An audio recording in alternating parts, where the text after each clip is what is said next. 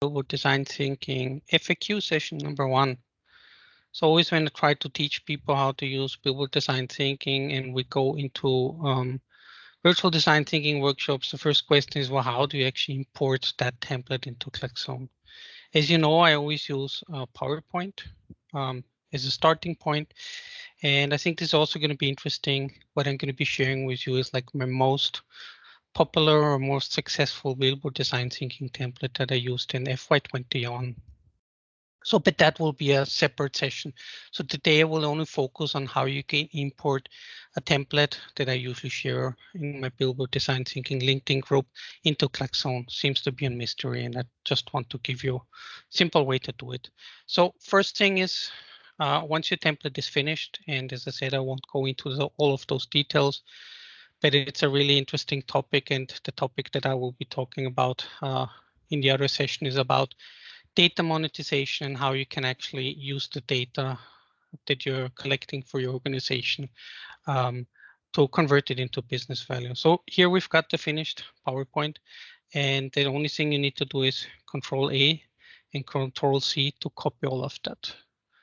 This said, I'm going to close it, and the next step is you're just going to go into your Paint. You can open Paint, and what you're going to do is you're going to just import it directly here. So now you have the complete image in Paint. Now the problem if you're going to create a new Klaxoon is Klaxoon is going to reduce everything to 5,000 pixels. And what you're going to get is a really ugly image. And what's the point of drawing a nice canvas when you import it that it really looks super crappy? So let's see how this goes.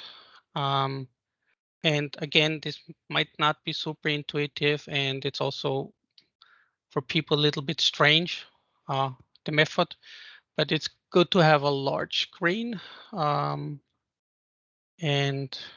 those steps actually are super simple. So here we have the complete canvas, and we see this is 20,001 pixel long. So if you're going to reduce it, it's simply not going to work. And the way you're going to do it is you're going to save this image on the 001. That's the way I do it. And then you're just going to drag the lever, and it really makes no difference how far for the first part. Just check that this is about here in the bottom. The size is 2,000 to 3,000 pixels. Then you're just going to go and save this. So I'm going to save this as the version number 1. And I'm going to put in indices on it. So this is going to be number 1A. I'll just put it over here so it's easier. So we're saving image number 1A. And now this nice thing about Paint, yeah, you're going to lose transparency, it makes no difference. The nice thing about Paint is that you're just going to use the Control Z option, which is going to bring you back the poster to the original idea. Second thing is we're going to cut off this intermediate part here. And now the trick actually starts. You're going to rotate this by 180 degrees. And you're just going to remove approximately the first part that you had in your A version. Now you're going to rotate this back. And then you're going to save this as version B. So while this might be a little strange for the first time, it's a total mechanical process. You don't have to use your brain, and after you've done this like 10 times, it takes you just a few minutes. So Control Z again, and which brings us then back to the complete poster. Now we're cutting out the third part. Important, always kind of ensure that you have a little bit of overlap. And it really makes no difference where you're cutting this poster apart as long as you've got a proper overlap. So rotate it by 190 degrees again, or 180 degrees, then cut away the first part, rotate it back. And this is my version C.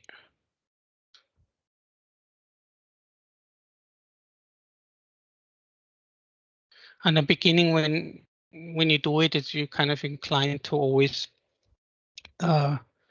be really exact about the parts that you're cutting apart, but you're going to see later on, and I'll show you when we import it into Klaxoon, it's not worthwhile going into all of those details and really trying to cut it exactly on a specific place. As long as you have an overlap, it really makes a difference. So we're going to section number 3. And here then nice overlap is, let's say, always on the edge of this of the next section. Essentially what you're doing is you're just cutting out, you're creating one image for each of those individual exercises that you're going to be doing. And this is section D.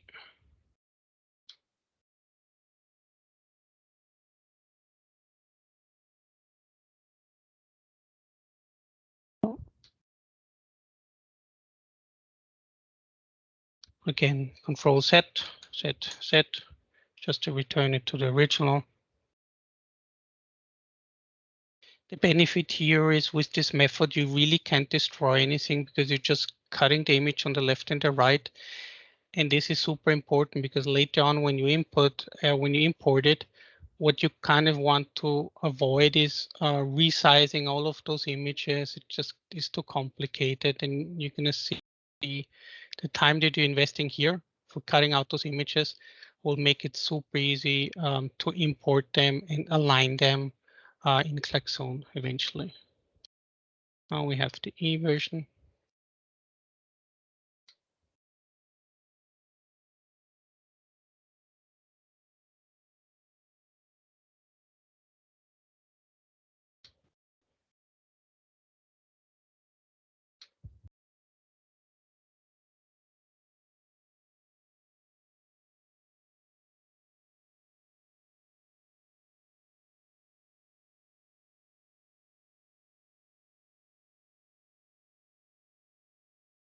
And maybe also as a thought, just don't be nervous. And yes, you're going to have maybe 5 or 6 parts, but this is already a very elaborate workshops in most cases. It's going to be sufficient to cut this and slice this maybe into 3 or 4, but this is kind of an extensive workshop. So you need a little bit more parts.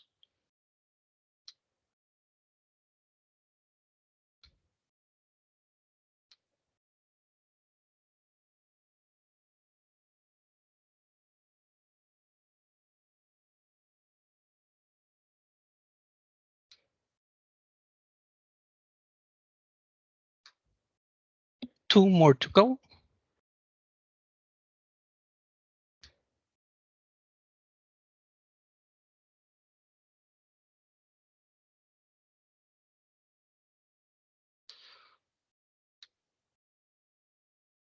So we're going to cut the first 3 sections and then the last. So always important to remember what you actually cut.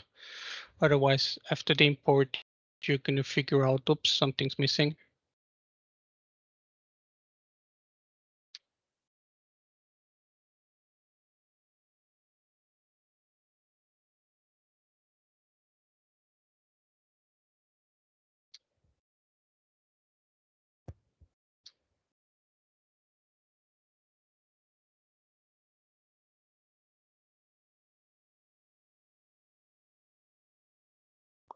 So G, and then we have 1 more left.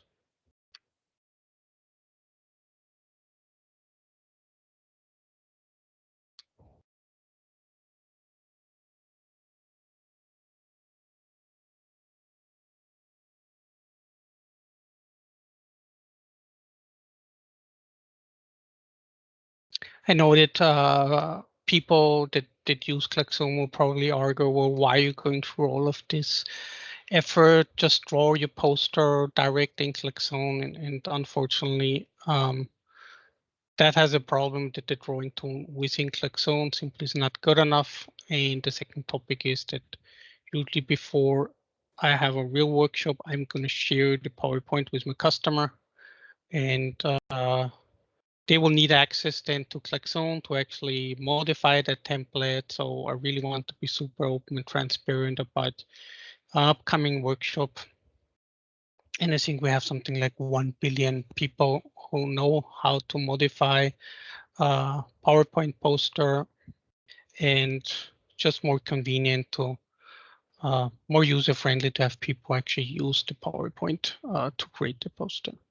So we created all of those images that we wanted to have. And this kind of concludes the paint image. One last thing maybe that you should also think about in Klaxoon, it's like it's nice to have a thumbnail. And the easiest way to create this thumbnail is I usually kind of take a part that's going to show something. The image is just going to be easier for me to remember. In the workshop goal, I'm just going to make it quick and dirty here and try to create something that is somehow square. And that's going to make it easy for me to actually find the image. And I always save this one with X, just because I never have posters that have an A with X. This must be like 20 parts. Simply does not happen. This said, we're finished with this part. So I'm going to close the paint. And we're going to go to the Klaxoon. So as I said, there was a new release for Klaxoon, and while this is cool, the drawback is I always have to redo my videos, but maybe there's also benefits. So maybe the newest videos are better than the old ones. So you're going to click on the bottom for new, then you're going to create your board. And here was kind of the option that you can upload your thumbnail image. So just going to click here on the camera. I'm going to go into the folder where I find all my stuff.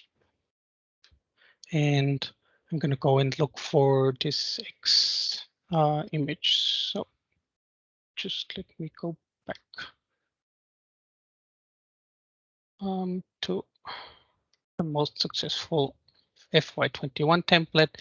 And now what you're going to find is you're going to upload this X. So, and I'll use then this template in the article I'm going to be writing. So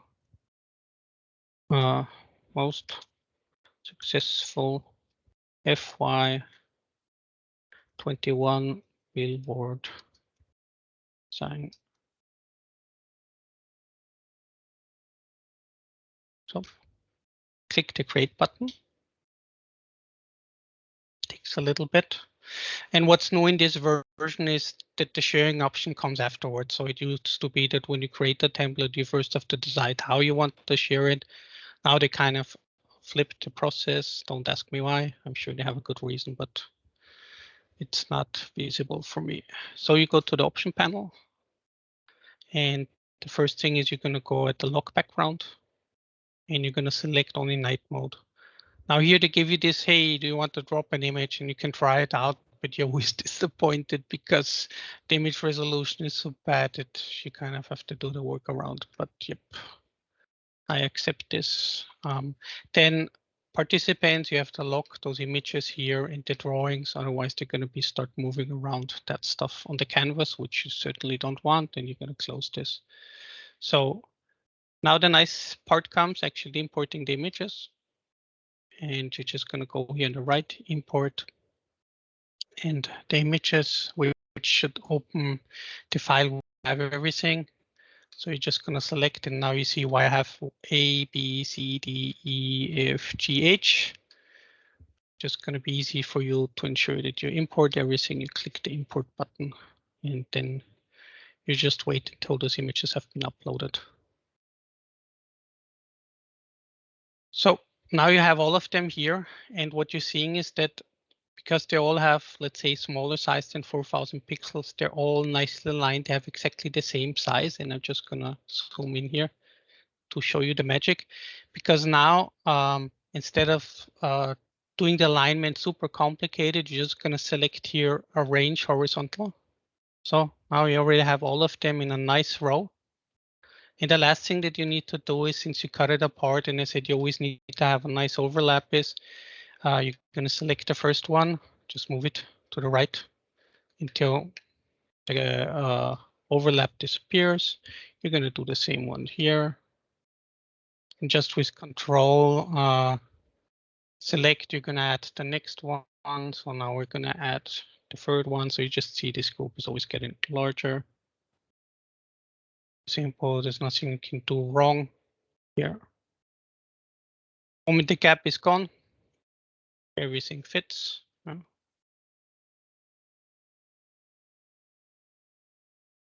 Here we are.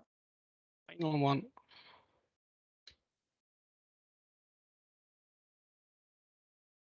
So last thing that you need to do, and also the way the overlap is, like the first image imported is always in the background, the nicely stacked also from the background, which comes on top, which makes it super easy to align. So the last thing that you need to do is you need to go down here and select all of those images here. And I would recommend creating a group out of them, because then you have one lever only to push. Now, before you can actually start your workshop, the thing that you need to ensure that when people write Post-its, that they actually fit to the size of the canvas. So I'm just going to write my name and post it. So now you see this is, yeah, it would kind of fit, but if you're expecting to have you in the first question, data sharing, commercialization opportunities, if you're expecting your audience only to have 5 ideas, that would be fantastic, or the size would fit, but I guess people will be more creative, so we just need more space. And now the group comes in handy that you can just modify this here until you have the feeling that you're gonna have enough space here.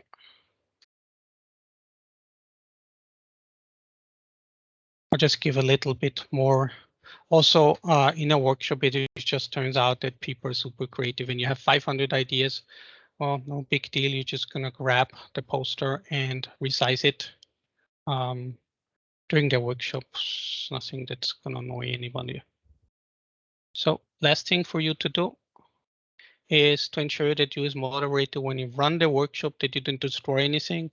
And there are kind of two options. The one option is here to lock it. So I would lock this here, select the group. So I'm locking the complete group, so nothing can happen. And just for other reasons, just to ensure, also remove this image option. Yeah, high level, you have seen complete way to introduce or to upload the poster. Just to make you curious about the my most popular FY21 poster that I used, I'll be sharing a detailed descriptions about data commercialization. And the flow is about saying hello.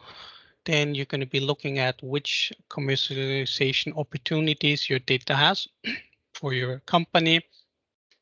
Then, of course, being conscious that customers will want the benefit. So which of these ideas create huge customer benefit? You need to be very open, transparent on this.